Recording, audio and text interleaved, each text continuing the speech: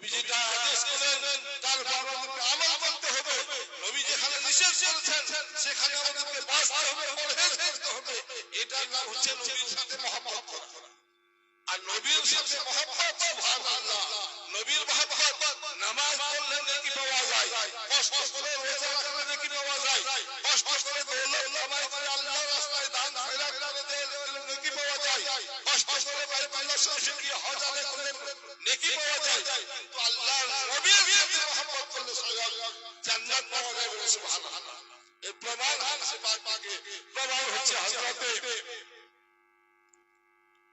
সাহাবী রাসূল হযরত আনাস রাদিয়াল্লাহু তাআলা আনহু বর্ণনা দিচ্ছেন হাদিসে পাক, নবী পাক সাল্লাল্লাহু আলাইহি ওয়াসাল্লাম এর দরবারে এক যুবক এসে জিজ্ঞাসা করছেন, ইয়া রাসূলুল্লাহ, ইয়া হাবিবাল্লাহ গো, কিয়ামত কখন আসবে? কিয়ামত কবে আসবে?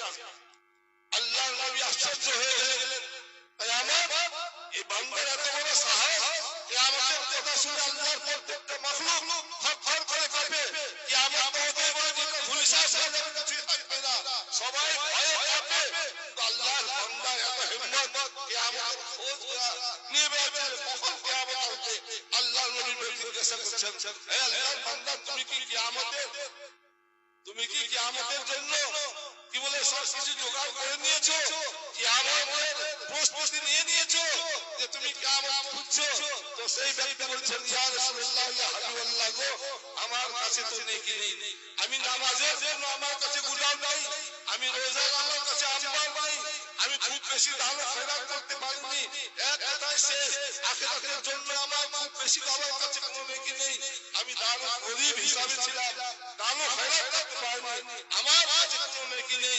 কিন্তু ইয়া রাসূলুল্লাহ, ইয়া হাবিবাল্লাহ, কিন্তু আমার হৃদয়ে, আমার মনে, আমার দিলে আল্লাহ এবং আল্লাহর রাসূলের মহব্বতে জিরাতটা দাও দাও করে জ্বলছে, সুবহানাল্লাহ। আমার কাছে কোনো নেকি নেই, কোনো ইবাদত নেই, আমি গুনাহগার, আমি পাপাচার, কিন্তু আমার হৃদয়ে, আমার ভিতরে আল্লাহ এবং আল্লাহর নবীর মহব্বতে চিরাগটা দাও দাও করে জ্বলছে। অর্থাৎ সমস্ত পৃথিবীর মধ্যে যত বস্তু রয়েছে, আল্লাহর নিয়ামত রয়েছে, সব থেকে বেশি আমার দিলে নবী আর নবীর আল্লাহ আর আল্লাহর নবীর সাথে বেশি মহব্বত।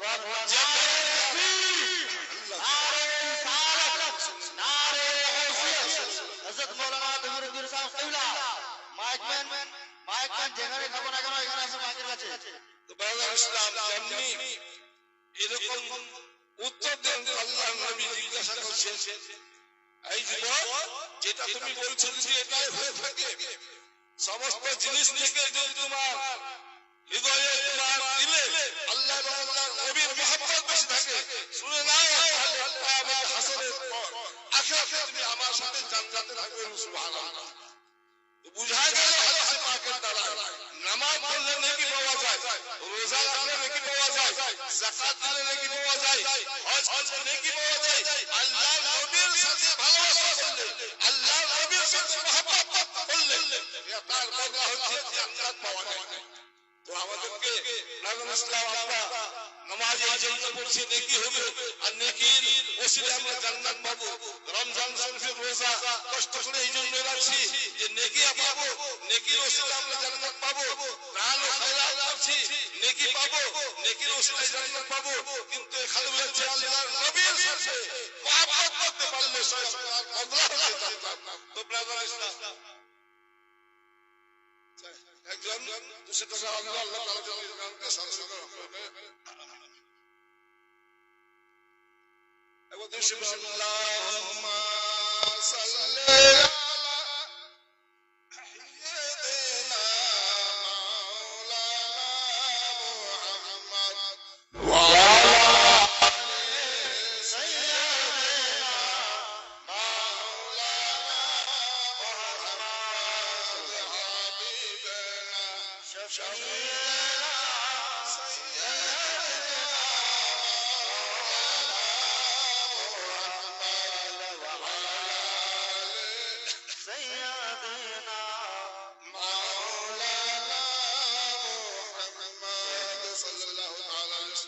ইসলাম। বুঝা গেল আমাকে জান্নাত পেতে হলে সবথেকে প্রথমে আমাদেরকে নবীর সাথে মহব্বত করতে হবে। আর নবীর সাথে মহব্বতের পরিচয় হচ্ছে নবীর আদেশের উপর পালন করা, নবীর নিষেধ থেকে দূরে থাকা। কিন্তু আজ আমরা মুসলমান, আল্লাহর নবী কি বলেন? আসসালাতু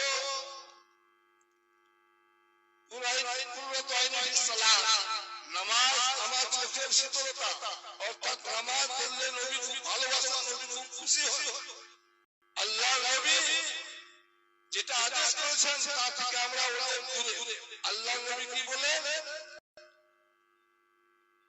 তোমরা মুসলমান ভাই হয়ে মুসলমান ভাইয়ের ইবাদত করিও না, পরনিন্দা করিও না। ইবাদত করা বড় গুনাহ, কিন্তু আমরা তার কথা না মেনে আমরা কি বলে মুসলমান ভাইয়ের ইবাদত সমালোচনা করতে থাকি। আল্লাহর নবী বলেন মুসলমান পরিপূর্ণভাবে ওই ব্যক্তি পাক্কা মুসলমান যেই ব্যক্তির মুখ এবং হাত দ্বারা কোনো অন্য মুসলমান আঘাত না কষ্ট না পায়। কিন্তু আজকে আমরা মুসলমান সব সময় চেষ্টায় থাকি আরে ভাইকে কিভাবে কিভাবে কষ্ট দেওয়া যায়। তো ব্রাদার ইসলাম, তো আল্লাহর নবীর সাথে আমাদেরকে ভালোবাসা করতে হলে, আল্লাহর নবীর সাথে মহব্বত করতে হলে, আল্লাহর নবীর যেটা আদেশ যেটা নিষেধ তার উপর আমাদেরকে আমল করতে হবে। তাহলে আমরা আল্লাহর নবীর সাথে মহব্বত করার পরিচয় দিতে পারবো। ব্রাদার ইসলাম, আল্লাহ তাআলা হাদিস পাকের মধ্যে ইরশাদ করেন কোন ব্যক্তি ততক্ষণ পর্যন্ত পাক্কা মুমিন পূর্ণ মুমিন হতে পারবে না যতক্ষণ পর্যন্ত নিজের মা বাপ, নিজের ছেলে মেয়ে, আত্মীয় স্বজন, সমস্ত পৃথিবীর মানুষ থেকে বেশি আমার সাথে মহব্বত রাখবে। আল্লাহর নবী বলেন যে নিজের মা বাপ, নিজের ছেলে মেয়ে, নিজের আত্মীয় স্বজন, সমস্ত মানুষ থেকে যতক্ষণ পর্যন্ত আমার সাথে মহব্বত বেশি না করে সে পূর্ণ মুমিন হতে পারে না। ব্রাদার ইসলাম, মহব্বত আল্লাহর নবী করতে শুধু মুখে আমরা মহব্বত করি, তো আল্লাহর নবী বাড়ি আসার পর আমরা সেখান থেকে দূরে সরে যাই। মহব্বত যেরকম সাহাবায়ে কেরাম করেছেন, আল্লাহর নবীকে নিজের জান থেকে বেশি ভালোবেসেছেন, আল্লাহর নবীকে নিজের আওলাদ থেকে বেশি ভালোবেসেছেন। হযরতে আবু বকর সিদ্দিক রাদিয়াল্লাহু তাআলা আনহু একদিন হঠাৎ করে কি বলে আলেমের মুখে এলান হয়ে গেল কুফারে কুরাইশ বংশের কাফের এবং মুসলমানদের মধ্যে সংঘর্ষ এলান হয়ে গেল, যুদ্ধের এলান হয়ে গেল যে মুসলমান এবং কাফেরের মধ্যে জিহাদ শুরু হবে। মুসলমানের পক্ষ থেকে সৈন্যের যুদ্ধের ফোর্সের সেনাপতি হলো হযরত আবু বকর সিদ্দিক রাদিয়াল্লাহু তাআলা আনহু, আর কাফির আবু জাহেলের পক্ষ থেকে তার যুদ্ধের সৈন্যের সেনাপতি হলো আবু বকর সিদ্দিক রাদিয়াল্লাহু তাআলা আনহুর ছেলে আব্দুল্লাহ। একদিকে বাপ ইসলামের পক্ষ থেকে বাপ কি বলে সৈন্যের কমান্ডার, আর দ্বিতীয় দিকে কাফেরের পক্ষ থেকে সে আবু বকর সিদ্দিকের ছেলে আব্দুল্লাহ তার সৈন্য কমান্ডার। বাপ বেটাকে লড়াই শুরু হবে। হযরত আবু বকর সিদ্দিক রাদিয়াল্লাহু তাআলা আনহু নবীর মহব্বতে নবীর পাশে হয়ে নিজের ছেলের সাথে যুদ্ধ করতে, জিহাদ করতে প্রস্তুত হয়ে গেলেন। যুদ্ধ শুরু হলো, ঘনশ্যাম যুদ্ধ চলছে, হাজার হাজার শত শত কাফির কেটে জাহান্নামে গেল। অনেক মুসলমান শহীদ হয়ে জাহান্নামের হকদার হয়ে গেল। যখন যুদ্ধ শেষ হয়ে গেল, জিহাদ শেষ হয়ে গেল, জিহাদের ওই জিহাদের কিছুদিন পর হযরত আবু বকর সিদ্দিকের ছেলে আব্দুল্লাহ কালেমা পড়ে মুসলমান হয়ে গেলেন। সুবহানাল্লাহ।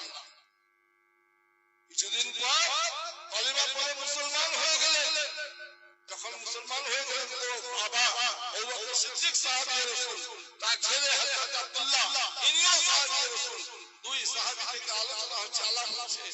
হযরত আবু বকর সিদ্দিক রাদিয়াল্লাহু তাআলা আনহুর ছেলে নিজের বাবাকে বলছে, আব্বা হুজুর আল্লাহ লাখ লাখ শুকরিয়া, অমুক জায়গার জিহাদে আমার তলোয়ার আপনার গর্দান পর্যন্ত পৌঁছে গেছিল, আমার তলোয়ার আপনার গর্দান পর্যন্ত পৌঁছে গেছিল, কিন্তু আমার সিনায় বাবার মহব্বত ছিল। আপনি যে আমার বাবা, আপনাকে বাবা বলে ছেড়ে দিয়েছিলাম, আপনাকে কতল করে দিই, আর আল্লাহ লাখ লাখ শুকরিয়া এই ছেড়ে দেওয়াটা আজকে বাপ বেটা সাহাবী হয়ে আমরা আলাপ আলোচনা করছি যখন বেটার মুখ থেকে এরকম আলোচনা শুনলো হযরত আবু বকর সিদ্দিক রাদিয়াল্লাহু তাআলা আনহু দাঁড়িয়ে গেলেন বলছেন এই বেটা শুনো তুমি আমাকে বাবা বলে ছেড়ে দিয়েছো খোদার কসম করে বলছি যদি আমার তলোয়ার তোমার গর্দন পর্যন্ত পৌঁছে যেত তো আমি তোমাকে ছাড়তাম না দুশমনের দুশমন বলে করে তোমাকে কতল করে দিতাম সুবহানাল্লাহ তো হযরত আবু বকর সিদ্দিক রাদিয়াল্লাহু তাআলা আনহু মহব্বতে রাসূলের পরিচয় পাওয়া গেল যে হযরত রাসূল আবু বকর সিদ্দিক রাদিয়াল্লাহু তাআলা আনহু নবীর সাথে কি রকম মহব্বত রাখতেন যে নিজের ছেলেকে কতল করতে প্রস্তুত ছিলেন কিন্তু নবী ইসলাম যার কারণে আল্লাহর নবী বলেছেন আর সব থেকে বেশি যতক্ষণ পর্যন্ত আমাকে ভালোবাসবে না ততক্ষণ সে পাক্কা পূর্ণ সম্পূর্ণ মুমিন মুসলমান হতে পারবে না বাংলা ইসলাম আমাদেরকে চেষ্টা রাখতে হবে আমরা যেন নবীর সাথে মহব্বত করতে পারি আমরা যেন সব সময় নবীর মহব্বতের দিকে এগিয়ে থাকি আর নবীর মহব্বত হচ্ছে এটা নবীর আদেশ নির্দেশকে যেন আমরা মেনে চলি তাই হয় বাংলা ইসলাম উদ্দেশ্য আল্লাহুম্মা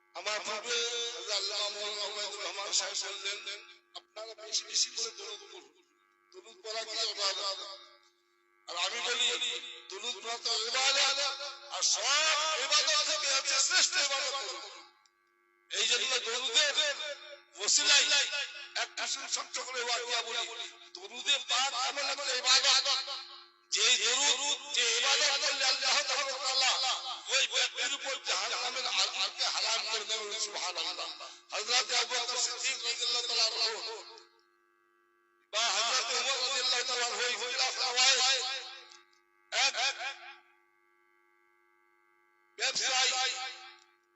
ব্যবসা করতেন দরিয়ায় নদীর এই পার থেকে ওই পারে মাল নিয়ে যেতেন ওই পার থেকে এই পার নিয়ে আসতেন আর বড় বড় যারা মালিক যারা অর্থের মালিক নিজে তো ব্যবসা জানতেন তার নৌকর চাকরকে পাঠান একজন কর্মচারীকে জাহাজের মধ্যে দিলেন আর মাল নিয়ে পাঠিয়ে দিলেন আর কর্মচারী এত আল্লাহর নবীর আশা ছিলেন তো জাহাজে বসে বসে যাবো তো কি করবো তো আল্লাহর নবী সময় মতো 5 ওয়াক্ত নামাজ আদায় করতেন আর বাকি টাইমটা আল্লাহর নবীর উপর দরুদে পাক করতেন নামাজের সময় হতো নামাজ আদায় করতেন বাকি টাইম আল্লাহর নবীর উপর দরুদ পড়তেই থাকতেন দরুদ উচ্চ স্বরে দরুদ পড়ছেন আর ওই দরিয়ায় নীল সমুদ্রের মধ্যে একটা বাঘ ছিল নবীর আশিক নবীর মুস্তাফা সাল্লাল্লাহু আলাইহি দরুদ শুনে সেই মাছটা জাহাজের সাথে সাথে চলতে লাগলো নৌকার সাথে সাথে যেতে যেতে নৌকা যেখানে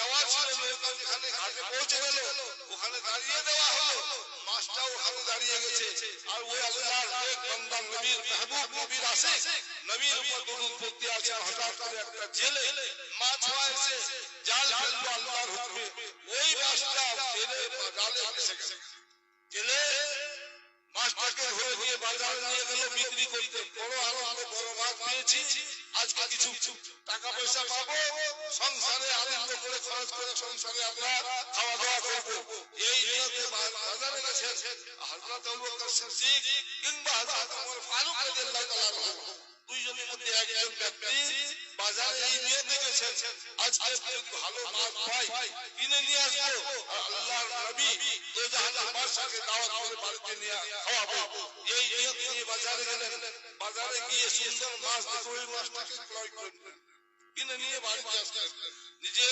স্ত্রীকে বলছে তুমি মাছটাকে ভালো করে পরিষ্কার করে রান্না করো আর আমি আল্লাহর নবীকে যাচ্ছি, ডেকে নিয়ে আসছি, আজকে ওনাকে দাওয়াত খাওয়াবো।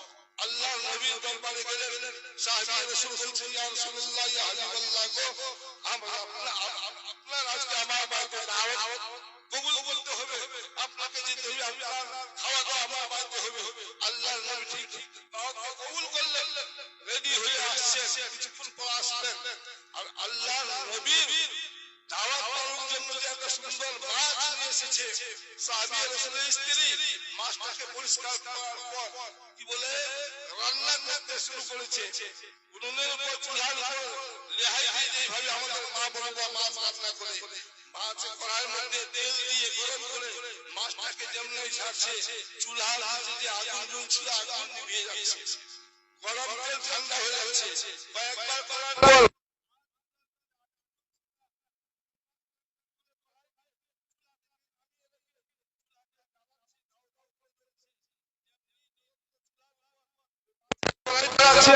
নিভিয়ে যাচ্ছে, কোন রকম মাছটাকে রান্না করা তো দূরের কথা, কিঞ্চিত মাত্র গরমও করতে পারল না।